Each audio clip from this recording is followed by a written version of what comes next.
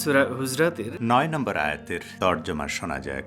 আর দুই দল মুমিনের মধ্যে যুদ্ধ ও বিবাদ দেখা দিলে তোমরা তাদের মধ্যে শান্তি স্থাপন করে দাও। অতঃপর তাদের এক দল অন্য দলের বিরুদ্ধে বাড়াবাড়ি করলে যারা বাড়াবাড়ি করে তাদের বিরুদ্ধে তোমরা যুদ্ধ করো, যতক্ষণ না তারা আল্লাহর নির্দেশের দিকে ফিরে আসে। যদি তারা ফিরে আসে এবং বাড়াবাড়ি বন্ধ করে, তাহলে তাদের দুই দলের মধ্যে ন্যায়ের সাথে সন্ধি স্থাপন করো এবং সুবিচার করো। নিশ্চয়ই আল্লাহ সুবিচারকারীদেরকে ভালোবাসেন। এই আয়াতে আরেকটি সামাজিক ক্ষতির প্রতি ইঙ্গিত করে বলা হচ্ছে, কখনো কখনো সমাজের দুই ব্যক্তি বা দুটি গোষ্ঠীর মধ্যে সংঘর্ষ ছড়িয়ে পড়ে। প্রতিটি দলই যুদ্ধে জয়ী হওয়ার জন্য নিজেদের আত্মীয় স্বজন ও বন্ধু বান্ধবদের সাহায্য কামনা করে। এই আয়াতে বলা হচ্ছে, যারা যুদ্ধে লিপ্ত হয়নি তাদের উচিত হবে যুদ্ধরত পক্ষগুলোকে শান্তির দিকে আহ্বান করা, যাতে সংঘাত আর ছড়াতে না পারে। কিন্তু যদি দুই দলের এক দল যুদ্ধ বন্ধ করতে সম্মত না হয়, তাহলে সেই দলের বিরুদ্ধে